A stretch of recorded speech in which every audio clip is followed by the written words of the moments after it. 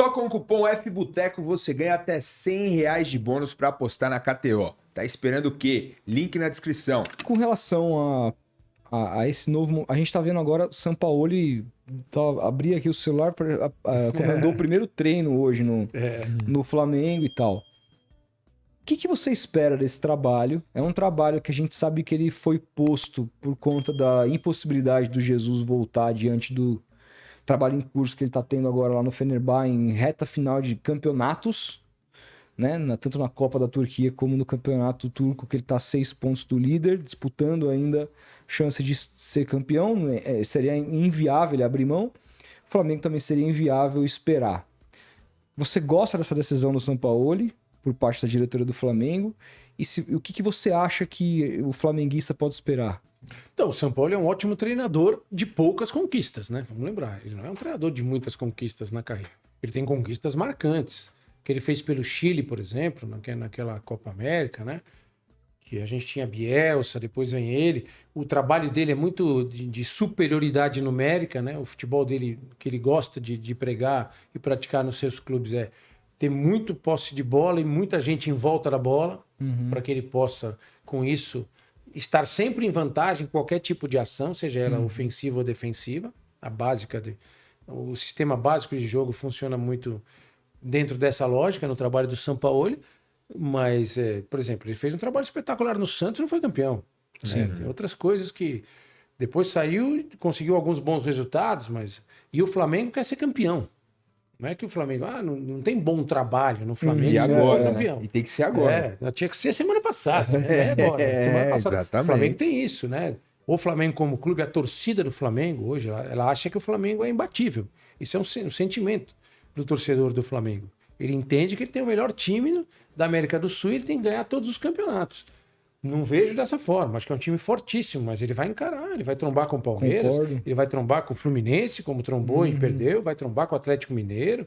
O Corinthians, num bom dia, vai encarar o time do Flamengo. O que o Flamengo tem que entender, eu acho, é fazer uma leitura macro da situação. Não adianta ficar parado no tempo em 2019. 2019 já acabou, passou faz tempo. Então o torcedor do Flamengo ele vive num eterno 2019. Ele acha que tudo vai voltar a ser o que era em 2019. O Flamengo vai ser aquele time mágico, fantástico, vai ganhar tudo. Não é bem assim, os caras estão mais velhos, tem jogador que já foi embora, tem jogador que não está em boa fase.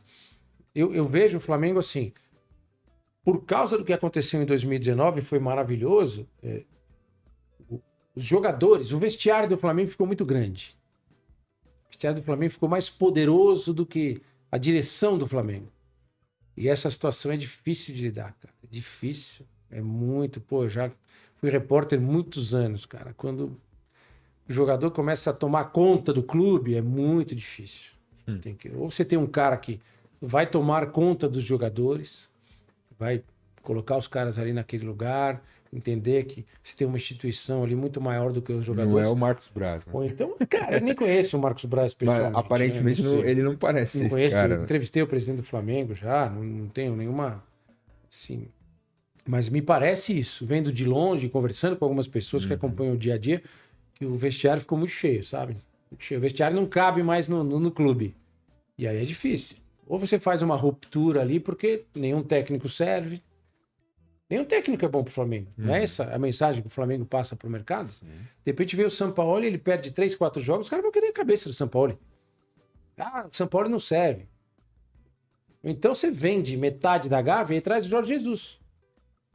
Porque aí você vai zerar o Flamengo de novo. Exato. Porque aí o cara vai entender que, de repente, o Jorge Jesus volta e não ganha nada no Flamengo. Ninguém garante que ele vai ganhar. Mas aí o cara esquece essa coisa de 2019. E o Sampaoli tem uma característica também do jeito de ele impor o trabalho dele.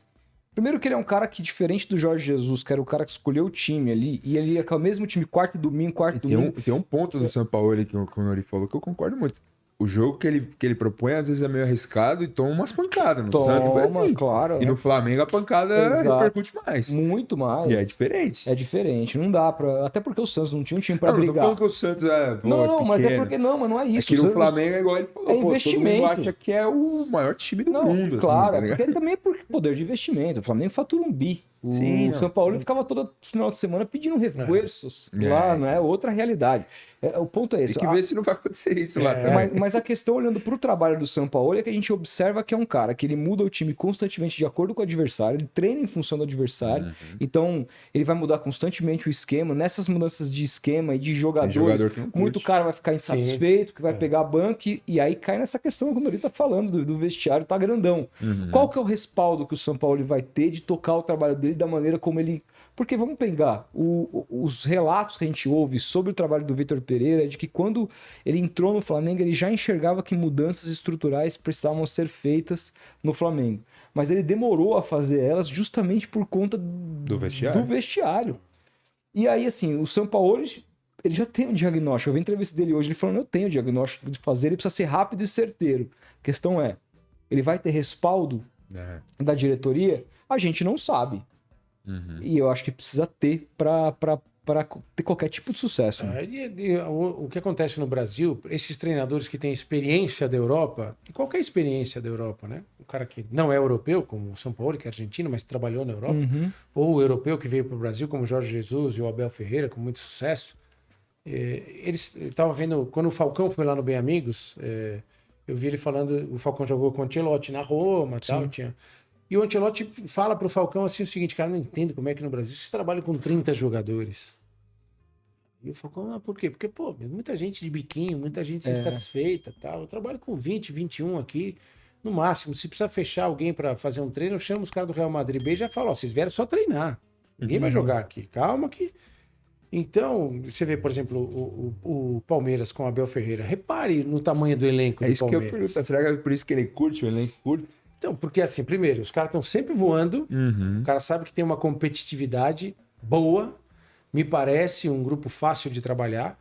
Hoje você não tem muito acesso, né? Diferente, os treinos estão quase todos fechados ainda.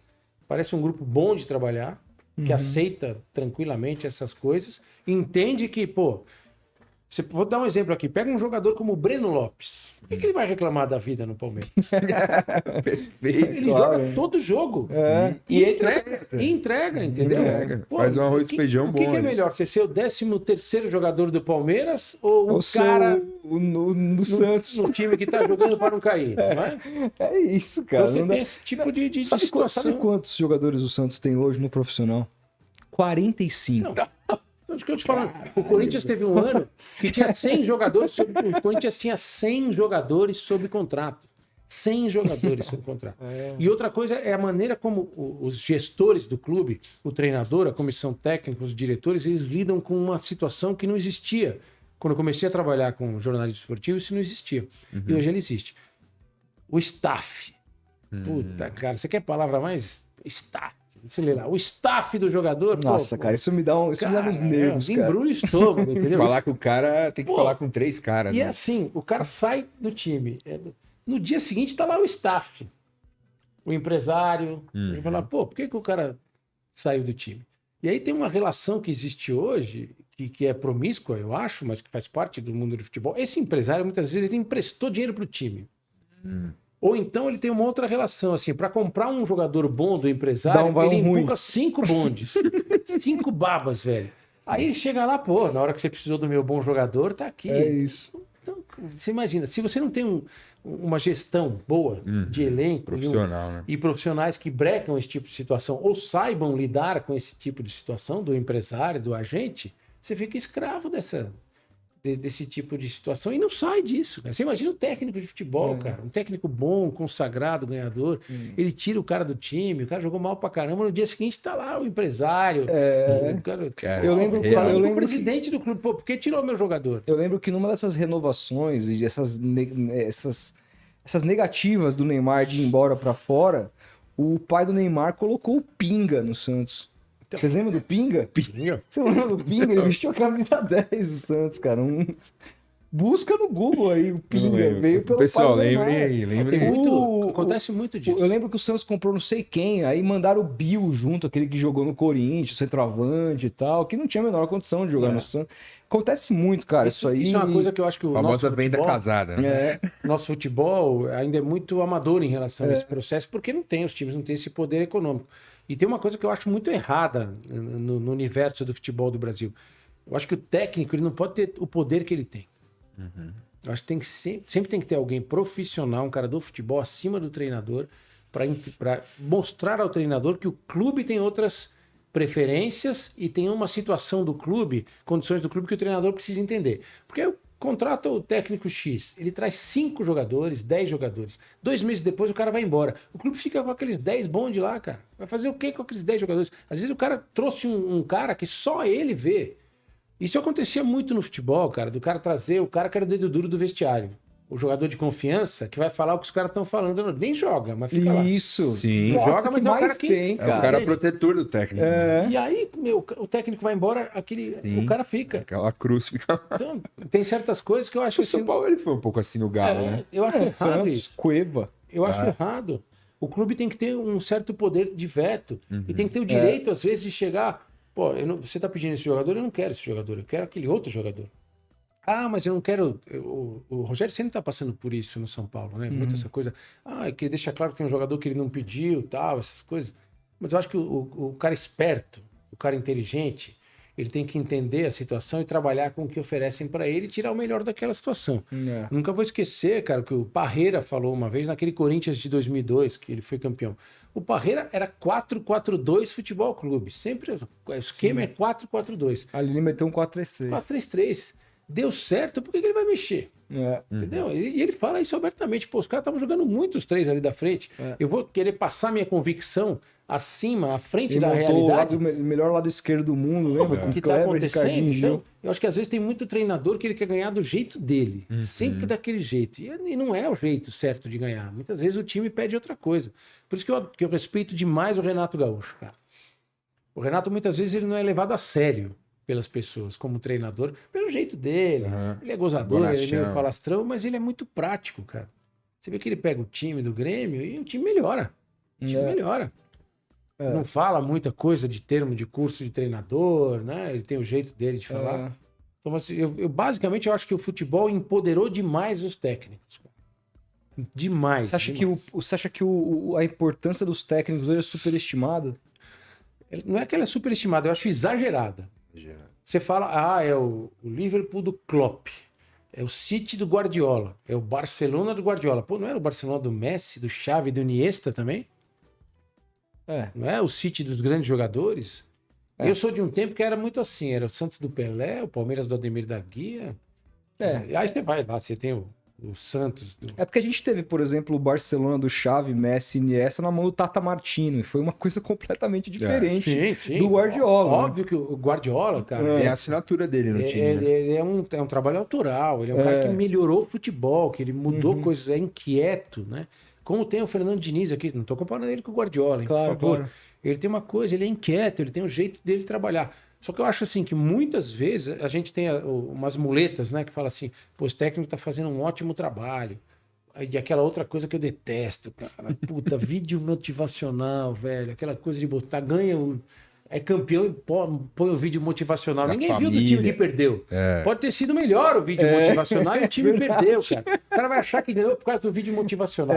Às vezes o jogo é pau a pau, equilibrado. Ficou puto com isso, cara. Cara, sai um gol cagado ali, a bola desvia, entra. Pô, aquele vídeo motivacional ganhou o jogo. Não, puta trabalho e tal. O outro também trabalhou bem, cara. Às vezes é um jogador melhor que decide a partida. O que eu falo do superpoder dado ao técnico é que às vezes a gente diminui a importância do jogador.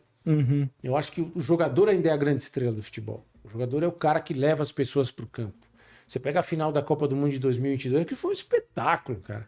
O que os caras jogaram de bola, todo mundo naquele jogo. Você acha que os dois treinadores trabalharam super bem, fizeram o que tinham que fazer, mas o jogo foi decidido pelos jogadores. Então acho que muitas vezes a gente fica procurando situações, né? Até para querer dizer, tá vendo como esse cara entende? Ele foi lá, puxou um negócio que o treinador fez isso, foi aquilo. E quem ganhou o jogo foi o jogador. Uma jogada individual.